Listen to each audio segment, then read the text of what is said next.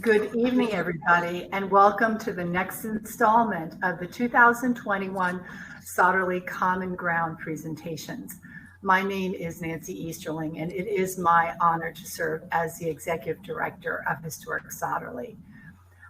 We are so proud that this is our fourth year of Common Ground, when we're bringing together our descendants and our community together for conversation and education, to really promote social equality and justice, and to really be able to find out more about our neighbors, our friends, and people that we may have more in common with than we realize. We are so blessed this year to have support from two organizations who have long been supporters of Sotterley and believed in what we are doing. This year we have the Maryland Humanities and the Maryland Heritage Area Authority, both who have helped sponsor Common Ground programming for this fiscal year, and we want to thank them so much for their belief. For all of you who are joining us tonight, if you're not already members and sponsors, but you love the work we're doing, we hope you might consider joining us as well. If this is your first night joining our Common Ground series and you missed some of the other ones, don't be bummed. They're all on the website and you can look at them at any time. We've had some fabulous ones. If you're joining us tonight, please do sign into the chat. You'll see that over to the side. Let us know where you are joining us from. That is where you will be able to put your questions tonight, also for our talented speaker. So before I turn the mic over to Jeannie Pirtle, our Director of Educational Programming and Partnerships, I just wanted to let you know that the speaker tonight has a very special place in our hearts. We have had, like I said, a cadre of incredible speakers this year, but some of them have actually been Sotterley descendants. Jerome Spears started out this year. We had Donald Barber. We had an entire panel of descendants. And Miss Trudy Taliaferro is one of our wonderful descendants, and we are so thrilled. You are in for a treat. That's all I can say. So you want to see her and not me. So let me first, before we get started with tonight, I hand the mic over to Jeannie Pirtle, our Director of Educational Programming and Partnerships. Jeannie, take it away. Good evening, everybody, and thank you for joining us. Thank you, Maryland Humanities and Maryland Heritage Area Authority. Trudy Taliaferro shares her rich triracial heritage of her ancestors in Maryland, Virginia, Washington, D.C., using her family's history, stories, and photographs. That reality of racial diversity has informed the truth of her family's strength and living in America today. Trudy has multiple experiences producing performing arts concerts, visual arts events, television news, and community affairs programs for top market NBC and ABC affiliates. She is also a writer, director, and amateur genealogist. And I want to go right to Trudy because she has some fascinating stories, and she's also one of the greatest people you'd ever want to meet. So take it away, Trudy. Thank you very much, Jeannie, and thank you too, Nancy. I really appreciate this opportunity to be with you tonight. I start out by honoring first the people whose lands I reside on, the Maidu and the Miwok. These indigenous people occupied the areas of Sacramento, California with other Native peoples, and I ask their blessing. To the indigenous people who were my ancestors, the Chickahominy, the Pamunkey, and the Cherokee, honor to you, and I ask you for your blessing. I am Trudy, daughter of Horace and Marjorie, and I will tell their stories tonight and that of my triracial family. Native American, Black, and white ancestors whose native homes were Maryland and Virginia. When I came to Sotterley in the spring of 2019, I did so because of its proximity to Leonardtown, that's Leonardtown, Maryland, the ancestral home of my great-grandfather and my great-grandmother. Stepping on this land brought its own special pain, however, a catch in my throat, especially standing in the slave cabin with its dirt floors filled with crab shells, its rough-hewn walls, its dreadfully sparse interior. How many other great-great-grandparents wore their lives out in places like this? Disgusting, demeaning, and demoralizing, scorching hot or freezing cold spaces meant to kill spirits and diminish any hope of freedom. So where do I begin my story? At the beginning, since I discovered I had a story. Two things come to mind as I sit down with you tonight to tell the story about the colors of my country. Perception, it's half the battle in life. Every generation of my family can say, whether they be slave or free, I have privilege, therefore I have responsibility. From William E. Blackistone, my great-great-grandfather, who was owned by Thomas Dillow, a wheelwright who taught him how to do the same trade, to Caroline Williams, my great-great-grandmother, owned by Henry G.S. Key. Yes, Key, important name. Key was descendant of Francis Scott Key, the writer of the Star-Spangled Banner. Caroline Williams was most likely a domestic slave, first at Tudor Hall, which he owned, and then at Sotterley. To John E. Blackistone, their son, who owned land in Leonardtown as a free man. His wife, Jane McLean Blackistone, who bore 10 children and saw them grow to have productive, useful lives as citizens, landowners, farmers, parents, laborers, waiters, carpenters, and educators. All I can tell you of their tough times and their hard-fought battles were those that, whether they were friend or foe, they fought those battles, but all survived to build a better and more productive life than their predecessors. Yes, I'm Trudy, and I was born in Detroit of triracial heritage and have identified African American all my life. Both my parents are a multiracial mixture of Native American, African American, and European. My dad was born in Denver, my mother in Washington, D.C. Tonight you'll hear about them. My parents were Black professionals. Dad was a physician, and Mom was the first Black librarian for the city of Detroit. I had one brother, David, who passed away in 2017 at the age of 70. I also have a host of relatives on both sides of the family, some of whom I've just discovered in the last 10 years. First, though, I want to thank Alex Haley. Alex Haley, author of Roots, who is largely responsible for setting me on this journey to dig deeper into my heritage. And Jeannie, I think you have a slide of Alex. I met Alex in 1977 while working at KGO TV in San Francisco, just prior to the premiere of Roots on ABC. And I got the chance to interview him the next year. Alex was a warm, gentle, kind-hearted soul whose book transcended just storytelling to change the way people thought about each other and acted toward each other, to make interactions intensely human and deeply personal. His story, in essence, was every Black man's story in this country in so many ways.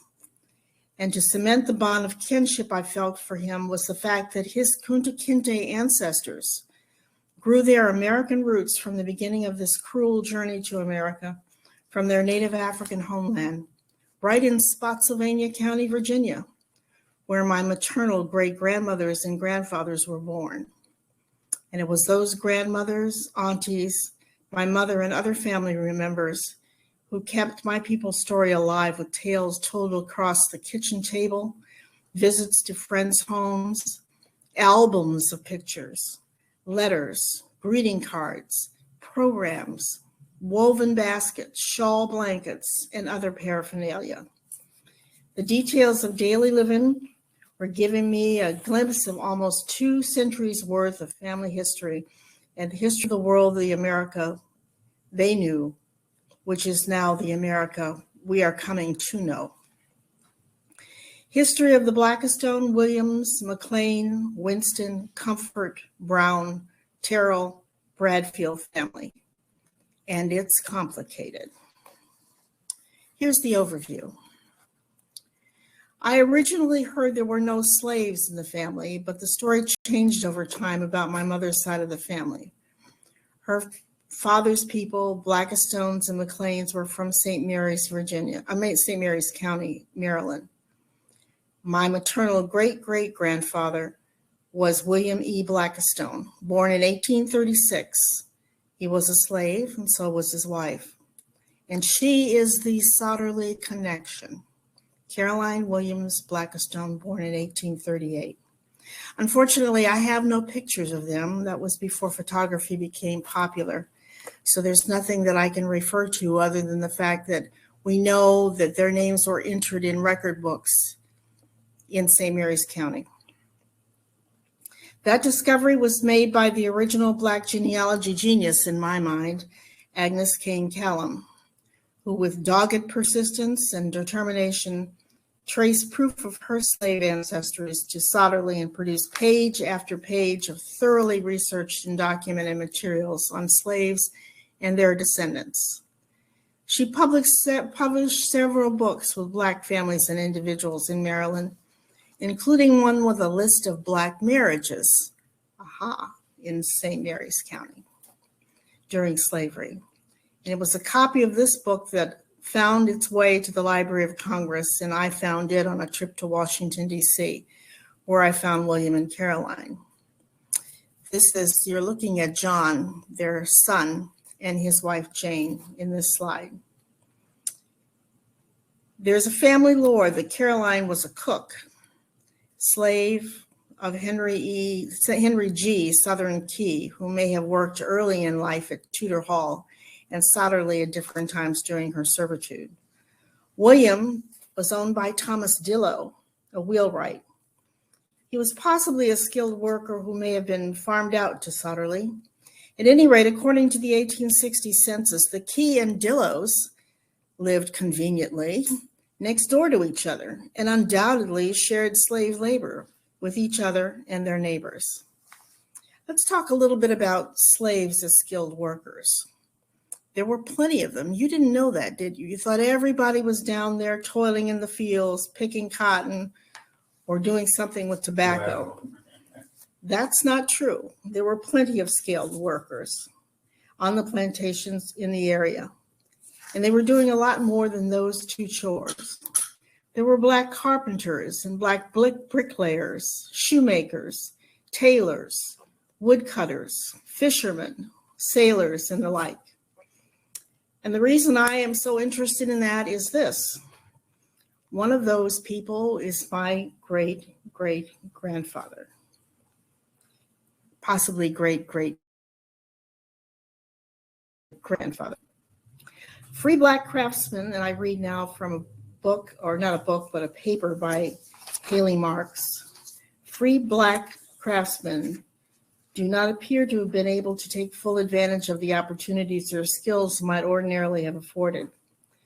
But some managed to succeed. And the most successful was Abraham Barnes, later McLean, a man who changed his last name from Barnes to McLean. He was 29 years old and had a wife and 3 children when he was freed in 1808 by the will of Colonel Richard Barnes. His skills were in immediate demand, and he's mentioned in several administration accounts for making repairs and for constructing outbuildings. But here's the really interesting part about Mr. Barnes. By 1819, he had saved enough money to purchase 268 acres, which he retained to his death. His land and taxable wealth of $440 placed him just barely in the top half of assessables. Haley Marks mentioned these occupations in her scholarly article, and I believe we're going to be presenting, because my mother's a librarian, I have to do this, presenting information about books that are in my collection and should possibly be in yours, particularly if you're from Maryland and Virginia. Now, to my knowledge, in over 30 years of research, I have found no other slave ancestors on my paternal grandfather's side emanating from Virginia, the Bradfield side. However, I have been told that I have slave ancestry on my paternal grandmother's side, the Harris side, Duval, Emmons are the names there, and mostly from Virginia and North Carolina. Today, for the deep history I'm presenting, we are looking primarily at the St. Mary's County connection. Johnny Blackistone and Jane McLean, who you see pictured here, are my great-grandparents. And many thanks to my cousin Sarah Blackistone for her sharing the reunion program, which I believe is also on a slide. My great-grandmother Jane married John in a ceremony at St. Aloysius Church. We know that she spent most of her life in Medley's Neck. We know this because her place of residence in that 1877 marriage certificate lists her as from Medley's Neck. Sarah and I are standing here at the cemetery, the gravestones where Jane McLean and a Native American person who was also Black and European was born. Jane and John, born 1854 and 1858, had 10 children. And I am lucky to know all 10 names: Francis, Mary, John, Jane, Peter, Estelle, Paul, Beatrice, Bertie, and Elizabeth. I first visited the grave sites when I was almost 30 years of age with my mother. We had to dig and dig to find them. The information wasn't readily available, and the grave sites are way out in the woods. But we found them, and we found that there are many, many more Blackistones buried out there. The family was active in the Catholic churches of St. Aloysius and St. Peter Claver specifically. And so active that, for instance, one of the sons of the family, the oldest, Herbert, was on the Cardinal Gibbons trustee board. This is where I stood with Sarah when we went together to see the cabin at Sotterley. And yes, that's the expression on my face that my husband captured along with the opening of the Sotterley cabin when we were out there. I was pained. It was awful. I almost got physically sick in there, standing on the shells on the floor in this empty space. Luckily, there were lots of signs around to tell you what you were seeing and how dreadful the experience was for so many people.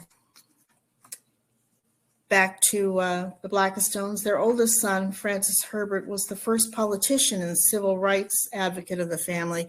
He's standing there in the middle with the bowler hat. He's the very tall one. So that's Herbert, Francis Herbert. Passionate about education, Herbert was a trustee of the esteemed Cardinal Gibbons Institute and promoted education for Black youth throughout the county at a time when little, if any, existed. Formed along with St. Peter Claver Church and School, which was founded in 1916, Gibbons Institute was the backbone of education for youth all across Southern Maryland. And some of the names associated with the schools included Thompson, Banks, Swales, Shelton, Edelin. The Swales and the Edelins are actually relatives by marriage. So is Somerville. Stevens, Butler, Hawkins, also a relative, and many more. In Relentless Pursuit of Education, a book co-authored and compiled by the United Committee for Afro-American Contributions of St. Mary's County. It's available at St. Mary's County Library, and my cousin Alma Jordan and Sotterley board member Donald Barber were members of this committee. I'm holding the book in my hand, and the book tells of African-American stories through the voices of teachers, parents, and students from a century of segregation in Southern Maryland from 1865 to 1967. It's available at the public library at Leonardtown, it's at Sotterley, and it's online at ucaconline.org, ucaconline.org. 3 other books you may want to invest in, and once again, I tell you I have to do this, my mother is watching. She's watching from on high, the librarian. There's one called Colonial Virginians and Their Maryland Relatives by Tucker, and another one called Free African Americans of Maryland, 1832. I've been told that at the end of the presentation, you will find a slide that'll give you all these names, and I'm understanding that you may be able to find some of this in chat as well. Let's go to Grandpa John R. Blackistone. John R. Blackistone and Lucy Comfort Blackistone. This is Herbert Blackistone's younger brother, and my grandfather left home for Washington, D.C. in his late teens. He was possibly a waterman in St. Mary's County. Certainly he was a waiter, and definitely a driver. And he was a huge influence educationally in my early life and that of my brother David. He produced many firsts in his life, but let's talk a little bit about the kinds of things he did for his grandchildren, David and me. There were books and puzzles and maps, and they were regular gifts whenever he came to visit us. Time spent together investigating all these things and rides around Washington, D.C.'s famous buildings, as well as Embassy Row, introduced me to the look and feel of a great city with a great people. As it turned out, there wasn't much time left to spend with his grandchildren. More on that in a moment. Grandmother, Lucy, with that fabulous hat, love that hat, was an equal partner in meaningful experiences on the domestic side of life. I learned how to cook by cooking with her, and our favorite thing was marble cake.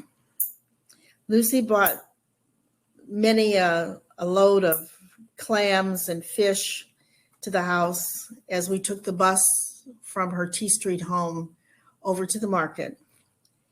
She brought Southern Maryland lore to the whole experience as well. There were boxes of freshly cured sausage at Easter, and things like ham, Maryland ham, stored in ice boxes and packed in ice, stored in the basement. Throughout the year, we went straight to the basement for all the preserves that we ever wanted, pickled watermelon rind and bins of other goodies, corn pone, cow tongue, warm hominy soup from Virginia Recipes. That was her home state. And that was also a regular item on the menu. About Grandpa, let me tell you a story from my younger years. It's from my memoir called Storytime, The Color of My Country. It's a work still in progress. After 20 years, it's a work still in progress. I was 5. It was winter in the nation's capital, and I was in my happy place, Grandma's house, for the most unhappy occasion of my young life. My grandfather was dead at age 65.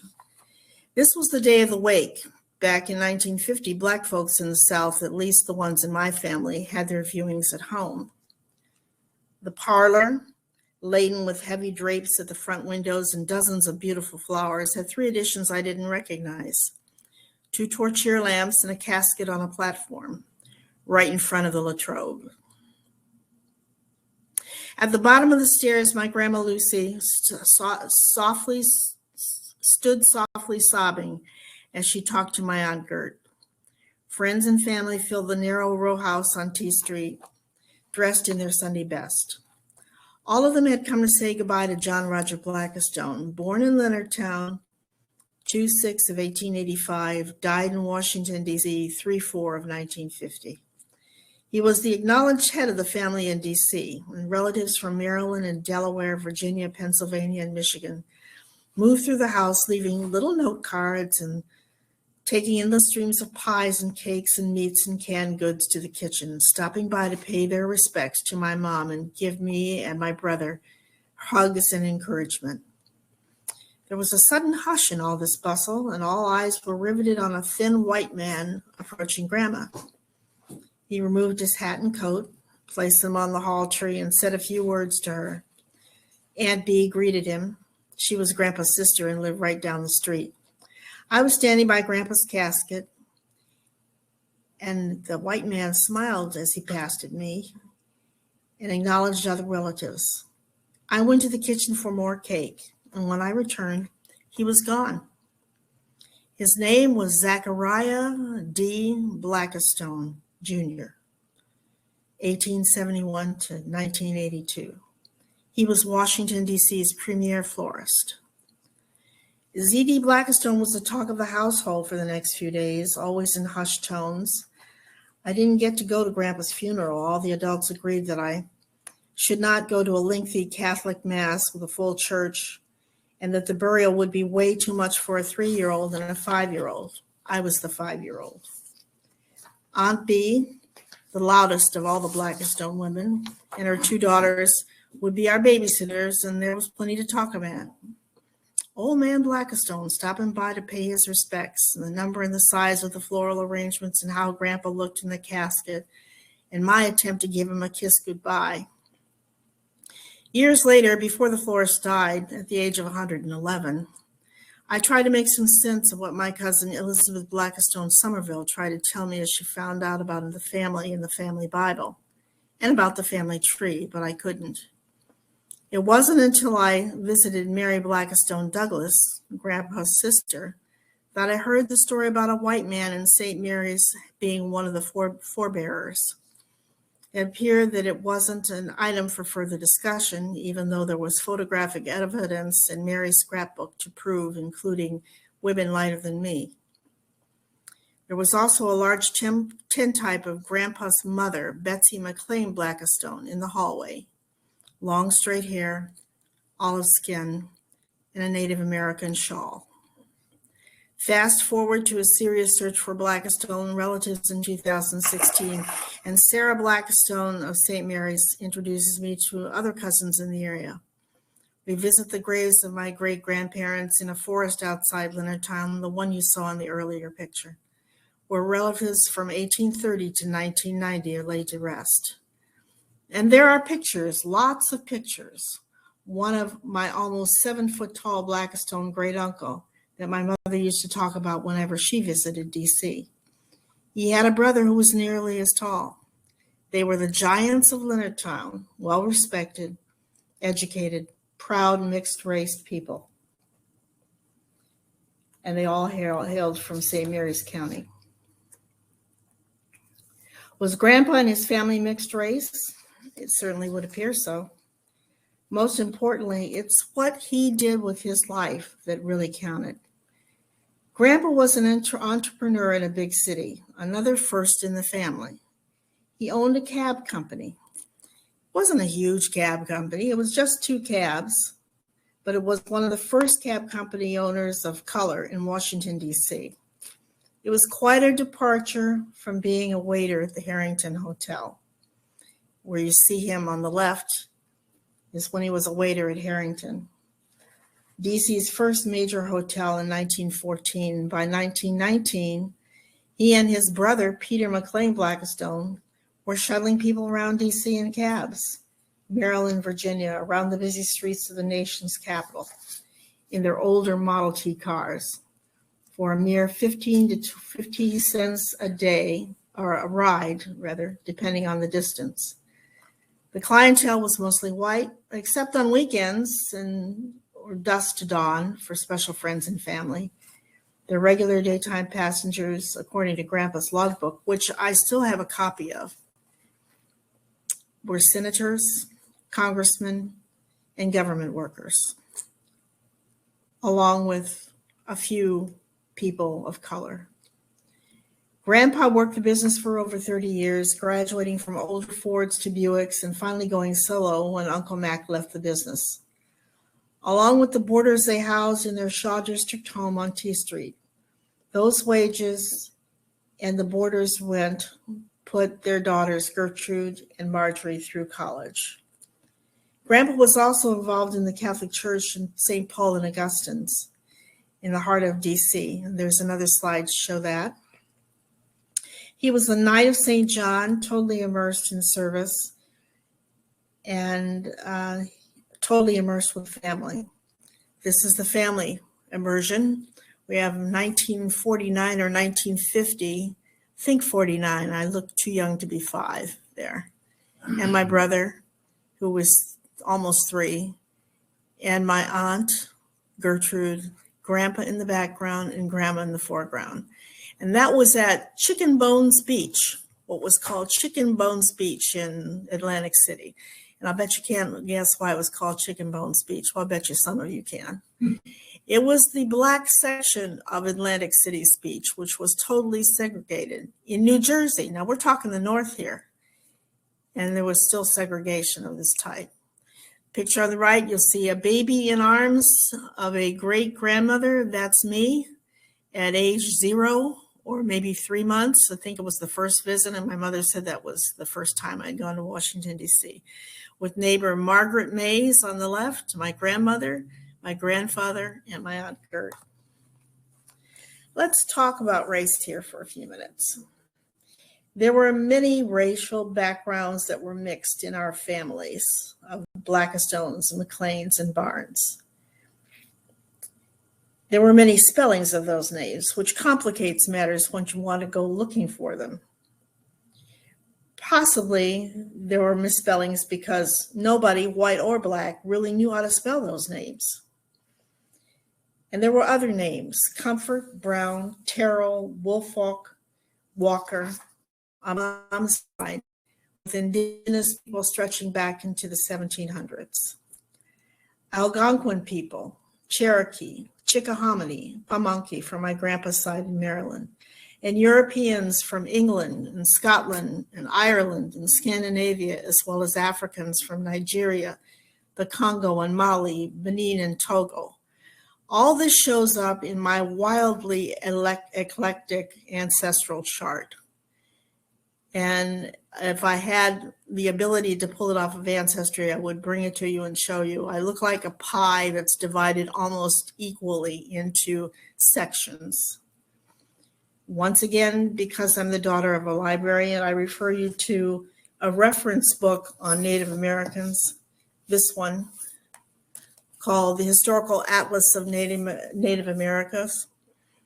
And it is about, it's dozens and dozens of pages of maps and interesting photography.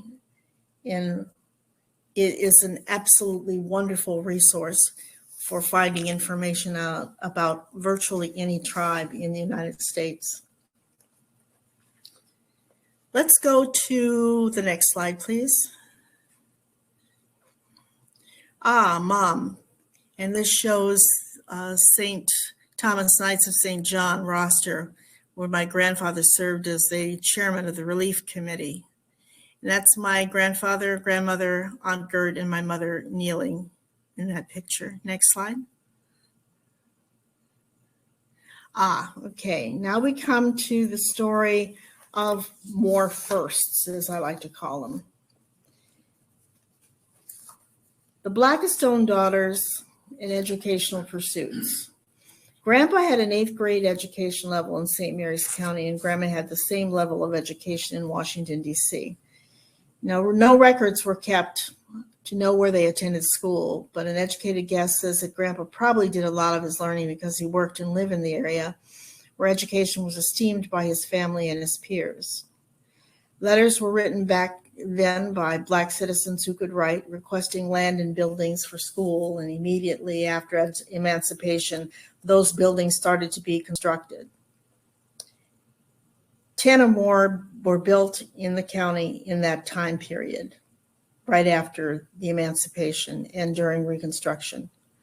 Striving not to be equal, but to excel, the driving force behind education was the Knights of St. Jerome, who laid the cornerstone literally and figuratively for a firm educational foundation for the Black community. Even though the schools at the end of Reconstruction would be separate and not equal, the disenfranchised African Americans went on, did their best they could, and they continued to inch their way toward progress and greater numbers of students achieving at least the ability to read and write. The Blackistone daughters, with their educational pursuits, took on a different look in Washington, D.C. some 25 years later, when high schools and universities began to open African American institutions with serious pursuits in the arts and sciences. One of them was Dunbar High School, Paul Laurence Dunbar High School, preceded by M Street. And at the turn of the century, Dunbar graduated class after class of students who went on to college, law school, normal school, and beyond to exemplary careers in business, law, and medicine. Another reference book, First Class, The Legacy of Dunbar's American First Public High School by Allison Stewart. The slide you're seeing now, though, is that of my Aunt Blanche. And my Aunt Blanche was the first to graduate from Dunbar High School. She was in the first graduating class. Blanche, Lucy's youngest sister, this is my grandmother's youngest sister, so she's my great aunt, born in 1897, also became the first person in the family to go to college, period. Blanche went on to Howard, where she pursued social work and her other passion, tennis. She ended up being the first woman in the family, or the first person actually in the family, to become a sports champion on a collegiate level. Blanche played for the Negro Tennis League. Some of you may know that the leagues were separated white and black. And in this particular case, Blanche could not play on a white tennis court anywhere. She had to play and beat only black competitors. She consistently beat Ora Washington, another champion of the day, in matches at the emerging Negro black colleges and universities like Wilberforce and Hampton, and this one, Tuskegee Institute. This is an actual plaque from her winning a 1931 tennis match with Ora Washington from Tuskegee. She was so well thought of and lauded that Arthur Ashe, and I think most of you know who Arthur Ashe is, awarded her the DC Area Tennis Association's Crystal Trophy posthumously in the late 1970s for her amazing championship tennis playing in the 20s and 30s. Back to my mother and her sister, Gertrude. Go forward. Yeah, there's Gert. There's Aunt Gert, born in 1908, graduated from Dunbar High School. Gertrude was the older of the two sisters. She went on to Dunbar and then to Howard and then to a minor normal school where she became a teacher, an occupation she ultimately never entered. Instead, she left home for Baltimore on a lead about a government job right after graduation. She stayed there for 3 years, returned home to take a job as a clerk for the government's version of HR, Human Resources, interviewing and hiring Black workers in exclusively Black occupations, housekeeping and other domestic work, typing and filing, labor and landscaping. Government work offered her a pension and a decent salary, so for her it was a good job. Gertrude told her story in a project completed in 1984 by the DC Public Library, which was then collecting, and I believe still collects, histories on longtime African American residents of the city. History telling seems to be in our DNA, doesn't it? I guess so, because I'm following in her footsteps. Then my mother, in the next slide, in the 1932 picture, my mother, Marjorie Adele Blackistone Bradfield, born in 1911. She graduated with honors from Dunbar, spent 1 year at Howard, then transferred to the University of Michigan to pursue a career in medicine. The story goes like this. Mom wanted medicine. Grandpa did not want medicine for his daughter. Grandpa won, and so did Mom. How did that happen? Well, Mom received her degree in French from the University of Michigan with a lifetime teaching credential and got her bachelor's in library science from Columbia University in New York City. Both of those places were almost devoid of people of color, certainly women of color. She taught and was librarian briefly in Gary, Indiana at the famous Roosevelt High School, which just closed, I believe, last year with its last graduating class. She became the first Black librarian for the City of Detroit Public Library in 1938, where she helped establish the Azalea Hackley Collection of African Americans in Performing Arts. She earned her MLS from the University of Michigan. Then there's a slide of Dad. Horace is a young man. I think it might be up next. There he is. Well, that's his middle. That was when he became a doctor, but that'll do. We don't have the one of when he was really young. He was really a looker when he was really young. And Dad was born in 1913, Denver, Colorado. Moved to Detroit in 1919 at age 6 and attended public school. Dad had a dream. He had a dream that he could recount from when he was 6 years old, and that was to be a doctor. You see how this is all weaving together? Mom is not the doctor, but guess what? She married one. He graduated from Eastern High School in Detroit with honors and was a member of the National Honor Society. He went to the University of Michigan in 1934. He graduated with a bachelor's and a master's in chemistry as a major. Great difficulty finding a job as a teacher in the Detroit public schools due to incredible amounts of prejudice and outright racism. So he ended up taking a job as a truant officer to make ends meet. That meant he went around chasing Black and white kids to get them to go to school, mostly Black kids, unfortunately. The letter to W.E.B. Du Bois. Okay, W.E.B. Du Bois got a letter from my dad asking about the potential for Dad going to Russia to be a chemist in Russia just before he took the truant officer position. Du Bois wrote back that it was best that he tried to maintain his status in America and not think about foreign soil right now.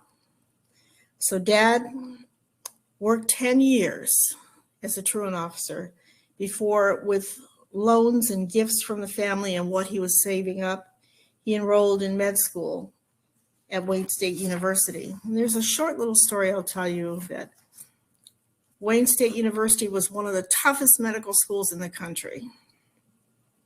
But Dad couldn't go to Howard or to other places down south because he now had a family to feed. So he stayed home and went to Wayne. And on the first night of his first semester orals, I was born. And Dad was told to stand up in class, and Dad was shaking and tired and unbelievably unprepared, he thought, for orals that night. And when he stood up, the entire classroom gave him a round of applause and told him to sit down. They had just learned that I was born, his first child. And he was really happy that he didn't have to do orals that night. He graduated in 1948. Mom worked full-time at the library, typed graduate papers, and made hats to cover family expenses. This was their marriage. Now I show this picture because at least 5 people out of 6, I'm not sure about the man who stood up for Dad, but these are all Native American, African American, and white mixed people. The Nickens girls, I knew their mother, who lived well into my 20s, maybe even to my 30s, was full of stories about their experiences growing up in Washington, D.C. as mixed race kids. Next slide. So there's Mom and Dad together after about 15 or so years of marriage. And I will tell you that our life in Detroit was not heaven by any stretch of the imagination. I'll tell you a lot more about that tomorrow night when I talk about my experiences growing up as a racially mixed kid in Detroit, Michigan, and how I learned about race and a few other really interesting situations that I found myself in. They lived on Iroquois, and then they moved to this house on Oakland Blvd. And this is where I had my teenage years. Yes, it was big. It was hard to clean, and it was an amazing story about it, how it even came to us and how my mother prayed on it for ages before she finally got it. It's actually the home of Robert Oakman, for whom the street is named. He was an architect, a premier architect in Detroit, whose family had moved out of Detroit during white flight. So we became some of the first Black folks who moved into the neighborhood during that time. My grandmother Bradfield and my grandfather Bradfield, George and Mary Bradfield, it wasn't their home, it was our home, but they, because of what they did for my dad, helped make it achievable and possible. Grandpa, I will tell you very briefly, was the manager of a large restaurant in Detroit called Ferguson's Restaurant, which was in the family. It was actually Grandma's uncle who owned that restaurant. And there's a whole nother story that I could go into about that, but I won't today.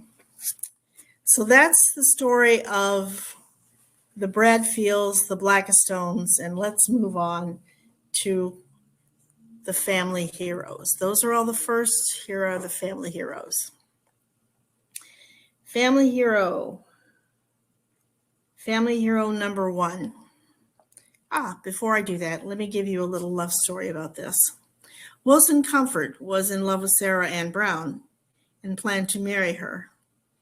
But it was 1863 and the war was raging in his Tri-County home, which is Orange, Spotsylvania, and Louisa counties in Virginia. And his sympathies were to help the North win. The family story is that Wilson Comfort would see the land that he would purchase as a home during his service with the Northern forces in the Battle of the North Anna. And true to his word, after marrying Sarah, working as a tenant farmer, and having 4 of his 10 children, Wilson bought 125 acres of property with a tiny log cabin on it from the Daniel family and established a home that he, his brother, sons, and friends expanded over the years. Sitting on Lake Anna, that home has remained in our family for 7 generations, providing love, good food, respite, and relaxation to at least 50 descendants. I see it as a testimony to the strength of diversity within a United States bound by the highest ideals, made truth in practice of daily life, even in the face of cruelty, hatred, and stupidity. Now, Sarah Ann Brown, Comfort, had a brother, this guy, Benjamin Brown, and he's our first family hero. The oldest portrait of Benjamin Brown, who won the Congressional Medal of Honor for his participation in attempting to save approximately $29,000 of Army payroll, which is now, in today's money, $865,000, is known as the Guam Paymaster robbery. He tried to save it from the robbers, and Guam was the general, or actually the colonel, who was in charge of the payroll that date. Brown and his corporal, Isaiah Mays, were shot several times. Benjamin was born in Spotsylvania County, son of Henry and Polly Brown. He was a lifer, a career man who fought his battle with pistol and long gun. And although wounded in the arm and in the side, Brown continued to fire on 12 robbers in the ambush. Along with Mays, he drove the robbers away from the scene. He received the Congressional Medal of Honor in 1889. The postscript to this story is heart-wrenching. In a way, my spirit already knew what I would find when I was researching Benjamin Brown's life in the years after he won the Medal of Honor. He was sent into the field again after he recovered to new quarters with a bullet in his body. He suffered massive strokes and was hospitalized again his final years at Soldier's Home, and they were fraught with poor medical care and mistreatment.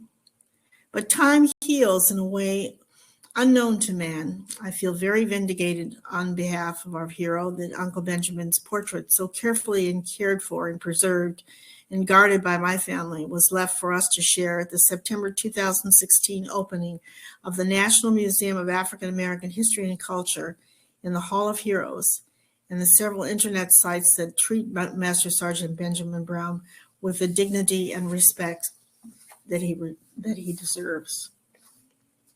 Our second family hero, Joseph Cyrus Bradfield, Jr., served in World War I.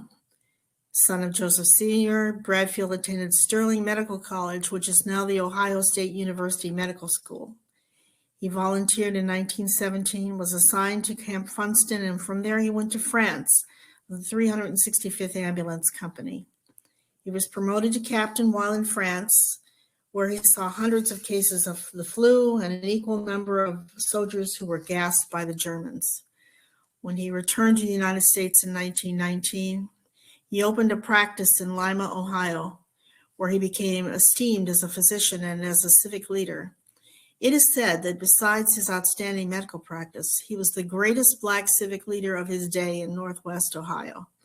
He died tragically at the age of 47 in 1936 of the flu. He was a member of Alpha Phi Alpha, taught Sunday school at Second Baptist, was a Mason and an active member of the NAACP.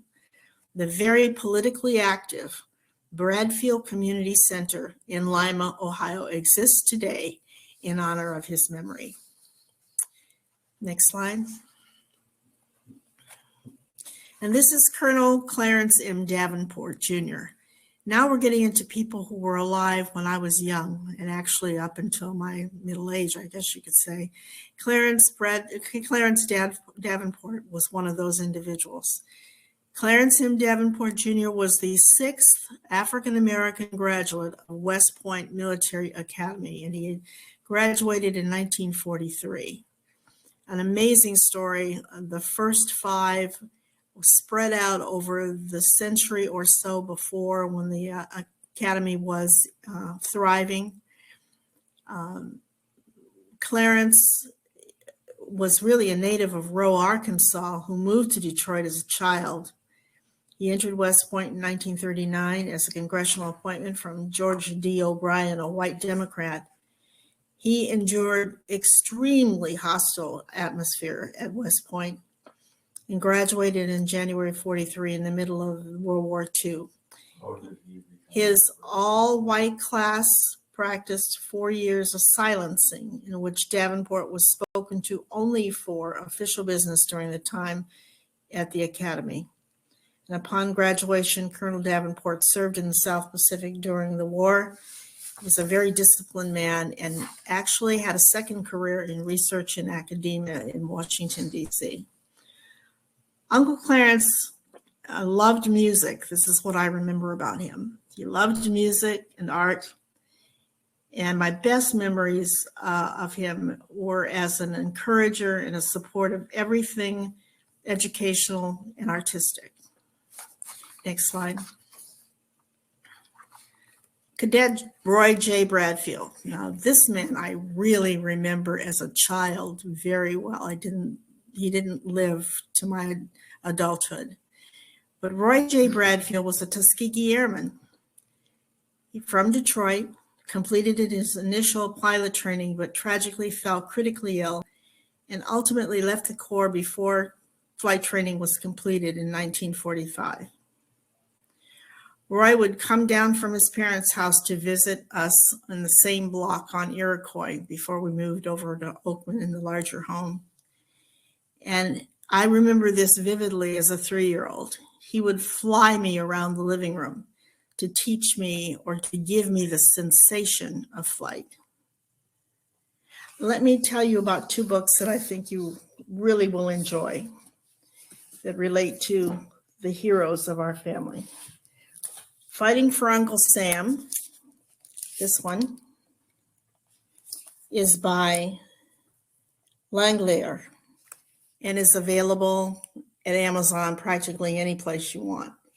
And again, I believe these are listed in the slides at the very end of the presentation.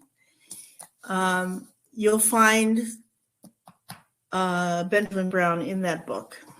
The second book is called The Tuskegee Airmen, an illustrated history from 1939 to 1949.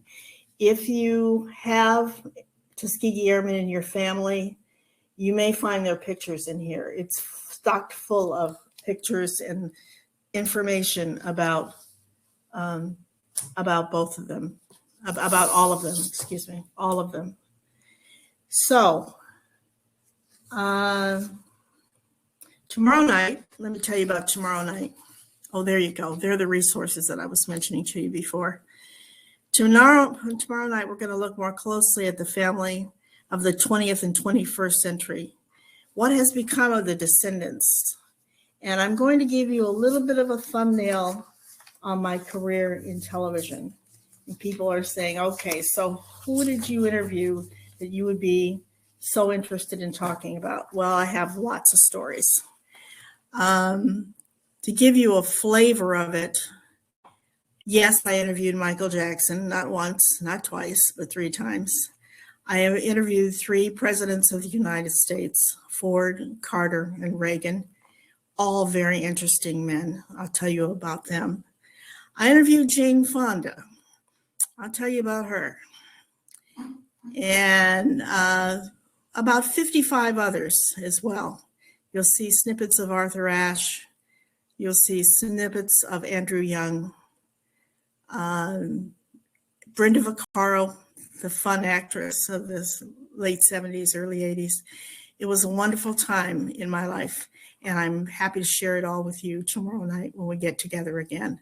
That's all I have for tonight. Jeannie, back to you.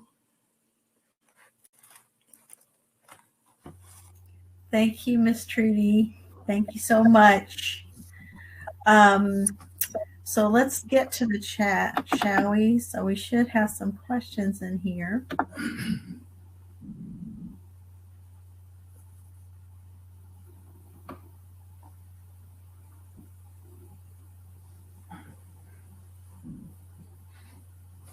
Okay, if you still have time to put questions in the chat, so please do. I'm happy to answer anything I can. So I'll ask one while I'm waiting for people to contribute to the discussion. Can you elaborate any about your ancestors' treatment at West Point? I can, and I will to a limited degree. I will tell you that it was extremely painful experience. He lived alone. He dined alone. According to him, he was a man completely unto himself and had to keep it together mentally, emotionally, physically in order to make it through those difficult times. There was one incident which is not pretty, and I won't elaborate too much on it, but one of the unfortunate tricks they played on him was more than unfortunate. It was a dastardly thing to do. Was while he was sleeping, someone went into his room and put feces into his shoes. I mean, it was that kind of cruelty that was levied on Uncle Clarence during his time at West Point. There is one thing that happened, though, that I was able to attend his funeral. He's buried at Arlington National Cemetery. The ceremony was phenomenal. Sorry.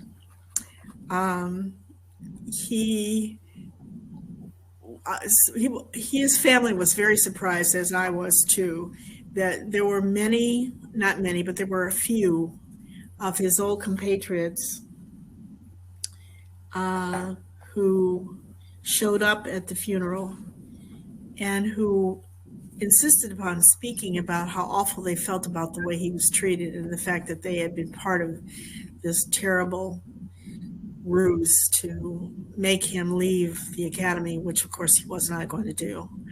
Uncle Clarence was married to my aunt Yolande, and Yolande Bradfield, my father's sister. She was very fair. There were many, many negative things talking about him being married to a white woman, which he was not, but she was very fair. And all of this affected him deeply. He was not given to trust a lot because of that experience, which may have saved his life during World War II, in fact. because he was not a trusting person in those circumstances. And I think that kept him alive largely in World War II. Okay, thank you. Alicia has a question. How did your free family members become free? Well, I'm going to talk a little bit about the Comforts tomorrow when I cover the family. They were free as far back as I know, and I think they were free. Emancipation is the short answer to the question about the Blackistones. The Blackistones, Caroline Williams Blackistone and her husband, became free in 1865 with emancipation. The others were freed in a variety of different ways. McLean was freed by Barnes. We're pretty sure of that. He was the gentleman who decided that slavery was a no-go in his life and he wasn't going to pursue that. So he freed his Barnes slaves, a ton of them, as I understand it. And some of them did exactly what this McLean did. They changed their name from Barnes to McLean. In the case of Comfort, we cannot find the slave in the family. I can go all the way back to the 1820 census, and that's pretty far back. And Emily Comfort appears on the 1820 census as a free woman with a family. I don't have a Comfort at all that I can find on the 1790 or 1800 census or 1810 census. But I haven't, it's been 40 years of digging to get this far. And I suppose if I had another 40 years, I might be able to find it. That's extremely doubtful, I might admit. But that's how I know about the free people. And then, of course, the Native American side has always been hushed a bit. I think it wasn't out of any embarrassment from the family of being Native American. I think it was about the family's neighbors, etc., that might have had some problems with that being part of the history. But, despite that, it was their tenacity, the endogamous relationships they had with people in the community, living in neighborhoods that were very supportive for the most part, that got them to where they could go. They could just take off and fly, literally, with what they had as education, common sense, tenacity, persistence. All of those things have made a big difference in their lives and in ours. So Diane, yes, the recording's available. If you'll get an email after this, wait probably until tomorrow and you'll get a link to see this recording. And then later on, it'll be available on the website. So the answer to that, Diane, is yes. Okay, Robin has a question. Robin Jones. Will you talk about how the Barnes became the Edelins? Is that how to pronounce that? Edelin or Edelin, yeah, I've heard it both ways. Mm-hmm. Mm-hmm. That's her question. They didn't become Edelins or Edelins as far as I know. They became McLeans. And the McLeans married into, one of the McLean descendants married into the Edelin family. If I had my big book, which I don't have right now, I could explain which Edelin. No, it's not that one, Larry. It's in the bedroom. Don't worry about it. One of the Edelins married, one of the McLeans married an Edelin. I'm trying to remember her first name. I'm stuck. Can't remember it. But I can get that question answered for you and give that information to you, Jane, and you can disseminate it. Sure. Okay? Of course. And Robin also asked, are there any stories about Jane and Alice McLean that have come down in your family? Let's see, stories about them. Yeah, there's one that is somewhat persistent, and I can't prove it. Supposedly Alice, no, it's not, that's okay. Supposedly Jane McLean was involved with the church and may have actually, her mother, Betsy, their mother, Betsy, Elizabeth, may have run from the GU-272 stuff, all the mess with the Jesuits. May have lived on one of the Jesuit plantations, probably did live on one of the Jesuit plantations, and may have escaped being shipped off to Louisiana. I have an interesting story to tell you about that, and I'll make it brief because I don't know what kind of time we have. But you're good. Okay. You're plenty. You may remember those awful floods, Hurricane Katrina. I don't dream much.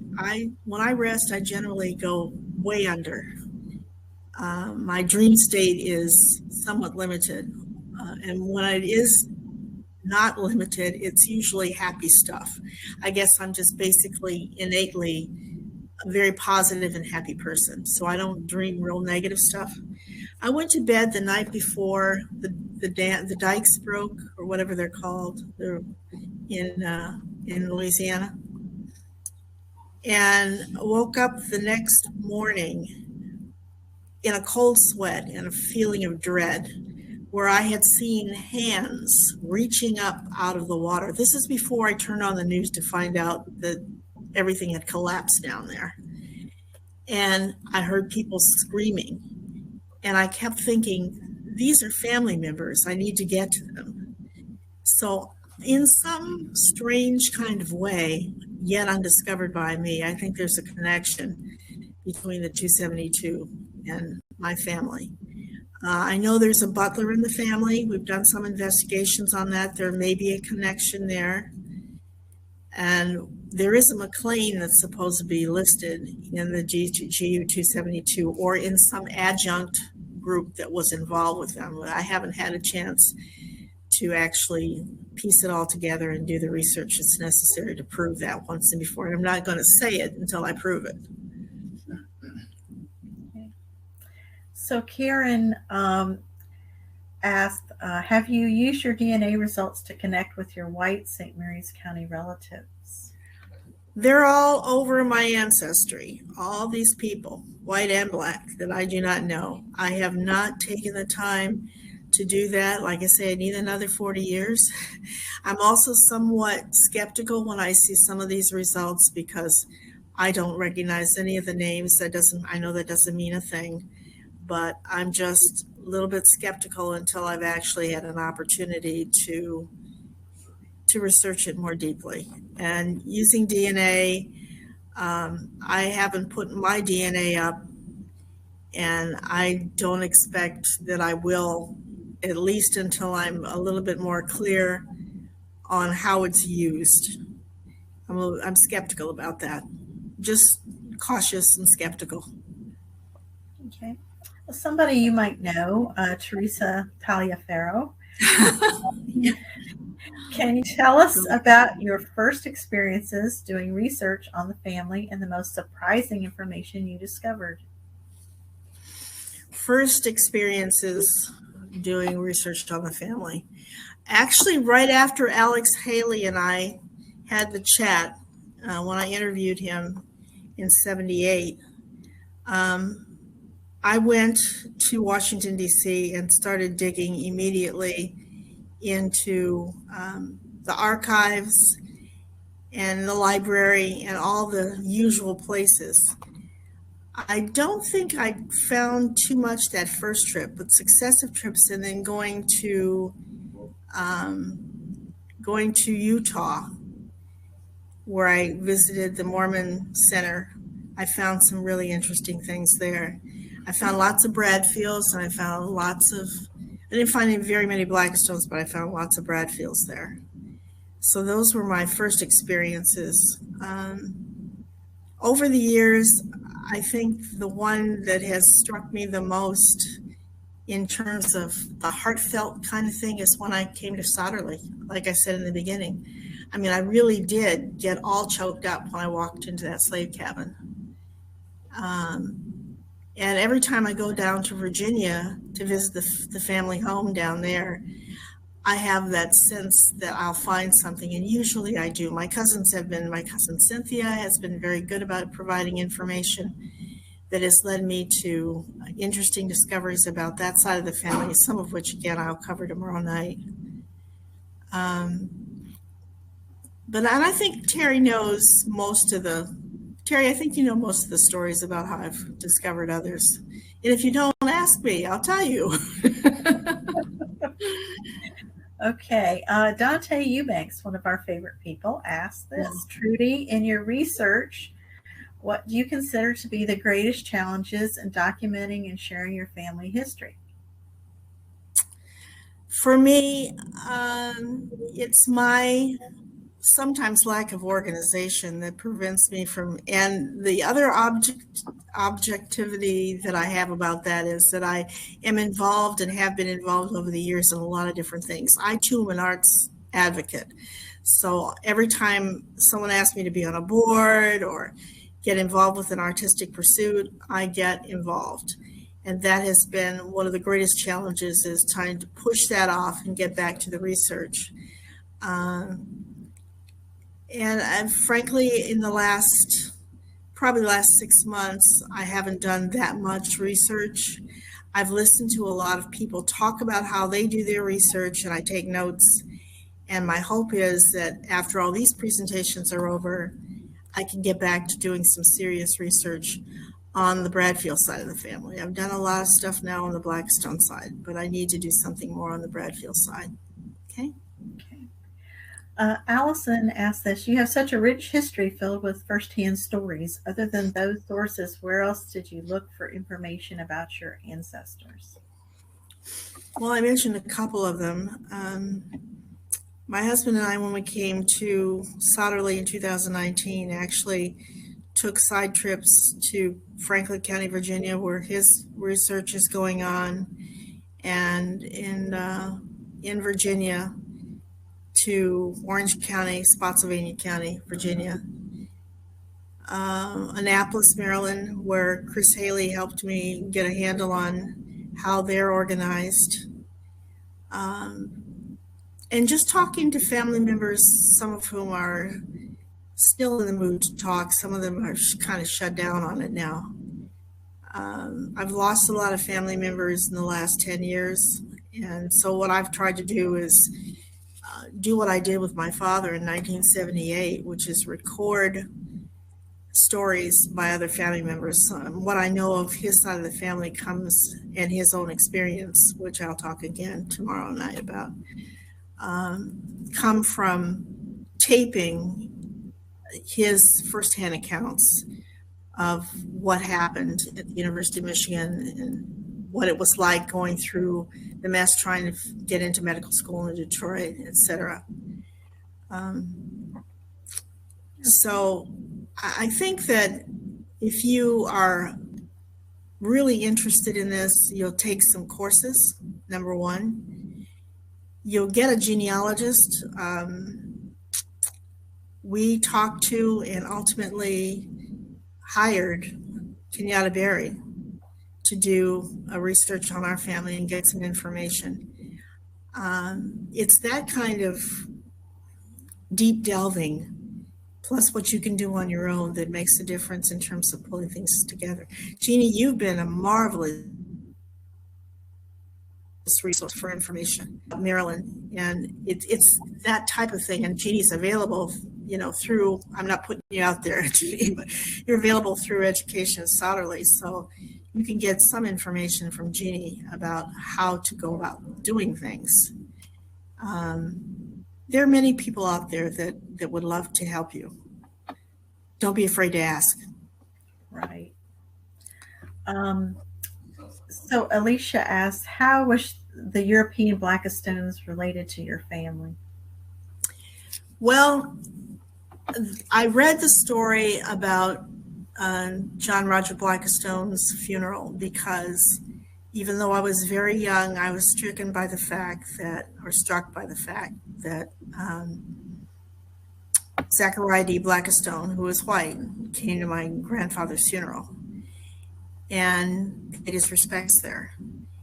Now, Zachariah D. Blackistone and his family, who live in the environment in Maryland still, have not told me that I'm not related. In fact, I got a very nice letter from Mick Blackistone, one of the descendants, saying that there may be a relationship. We met Mick for lunch. That may be a possibility, but I have to keep in mind the sensitivities of the rest of the family, and they have not outreached to us, and I'm not going to be rude enough to go implore them to give me information which they may or may not want to share. And that's the thing about being mixed race. You have to keep everybody's sensitivities in mind. And the narrative says that you cannot cross certain lines, and you should not cross certain lines. And I'm out here. They know who I am. I've now said it publicly. I'm interested, but I have to wait until they're interested. And they may never be interested. It may be just too painful for them to fathom or deal with. And I have to appreciate that. And I do appreciate it. I'm hoping that things will change over time. It may not be in my lifetime. It may be in my kids' lifetime that they change. Or in fact, they may never change. But I know I've put my best foot forward with the best of intentions. And so I have to wait until people respond to me. So, Marcy, Holly, your question is pretty involved. So what I'm going to do is have you email me at education@sotterley.org, because I think that's a little bit complicated to cover here.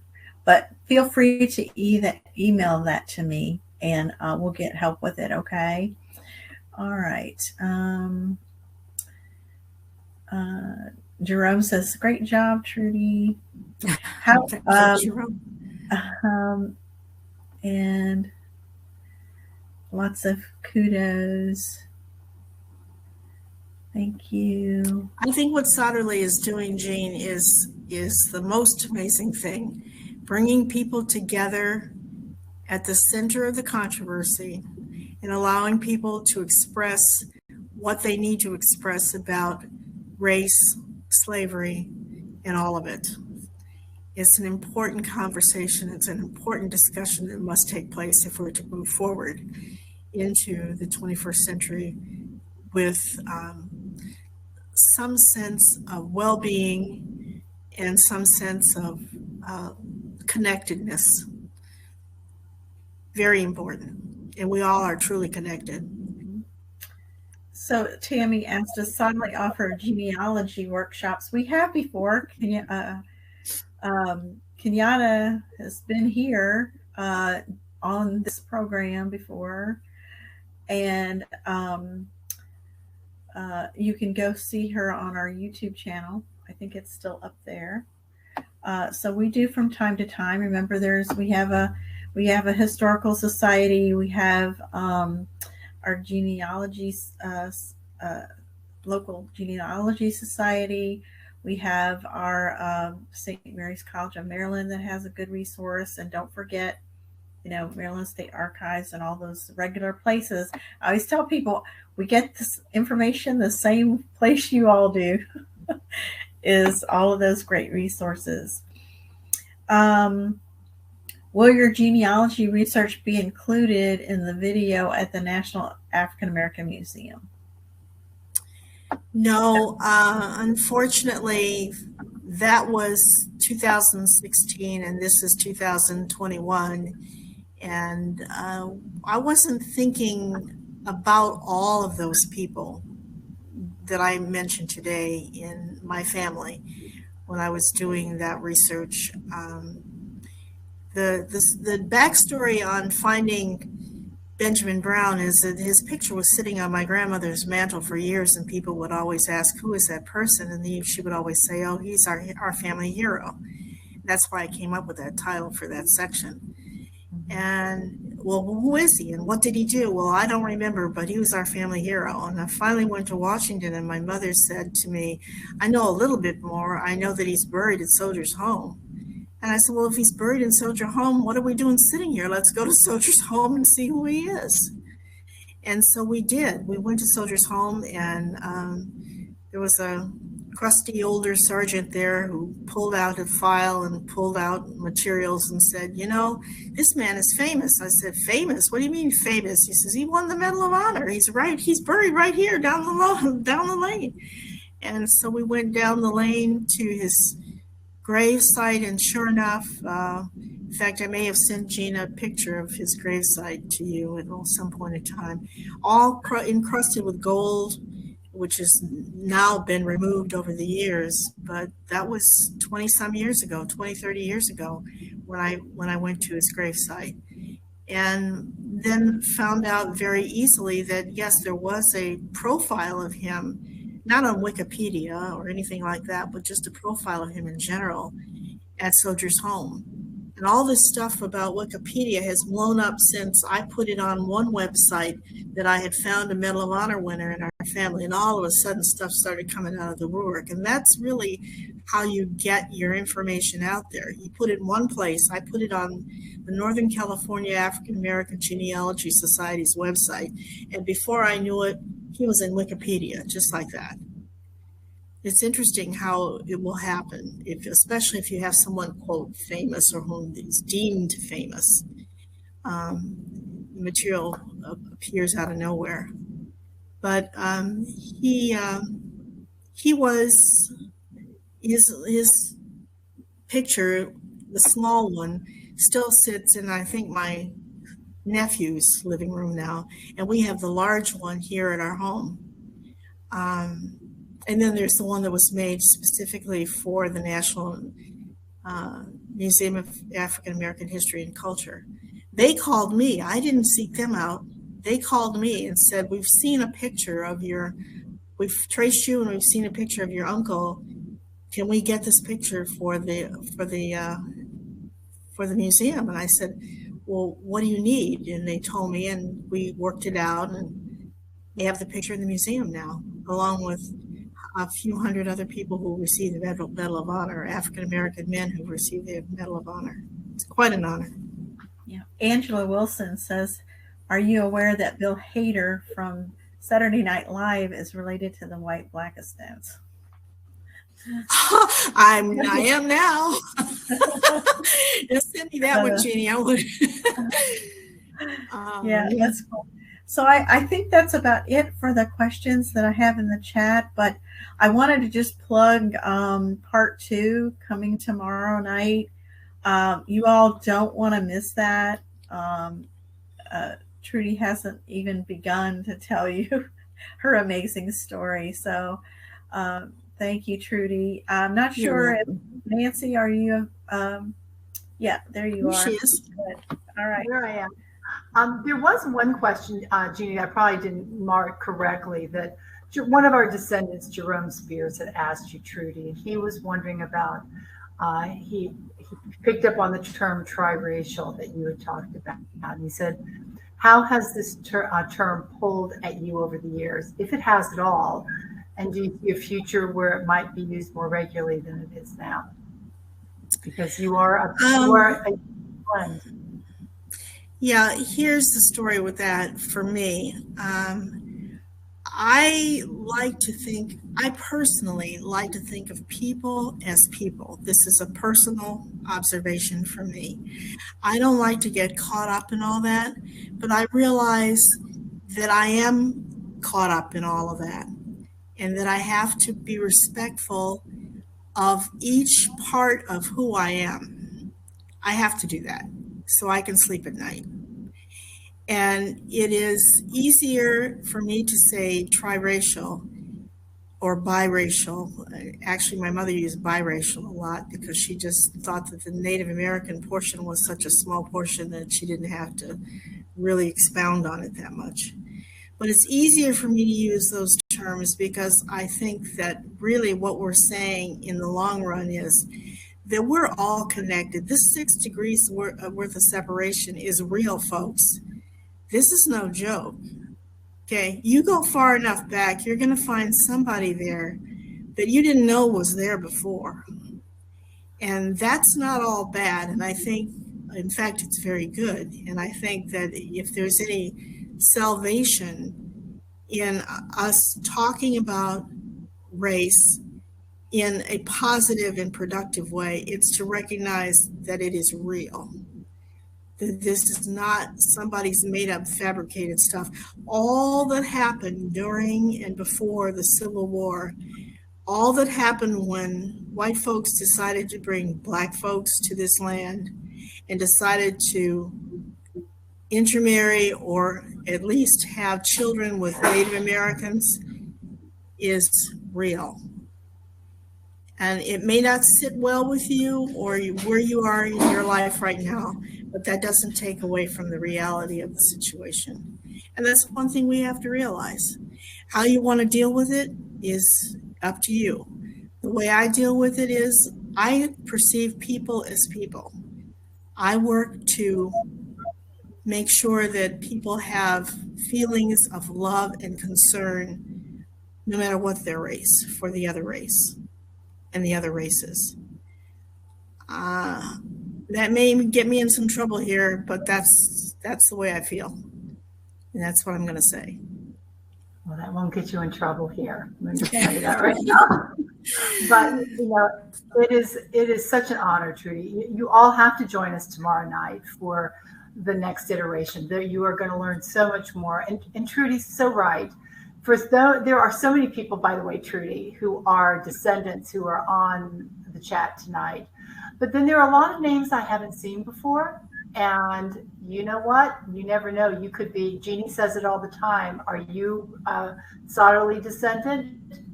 Don't be too sure. You could be, because there are so many ways we are interconnected. And Trudy, your amazing genealogy has shown how one person can realize how many lives you are intertwined with in this nation. And we all need to realize that there's a lot more that we have in common. And we loved hearing part one tonight of your story tonight. And we cannot wait to hear part two tomorrow. For all of you joining us, the same link will work. Just click on the same link for tomorrow night. It will take you directly into the presentation tomorrow. Again, thank you to the Maryland Heritage Area Authority and the Maryland Humanities for making this possible. To all of you for joining us tonight. And to Trudy, I cannot wait for tomorrow night for part two. Thank you. We'll talk about Clint Eastwood. Oh my God. How fabulous is this? We can't wait. We'll see you all tomorrow night. Good night, everybody. Good night. Good night. Christine, you need to end it for me, honey, because when I got kicked out, I'm no longer an admin. So if you can click out, that'd be great. Thanks, hon.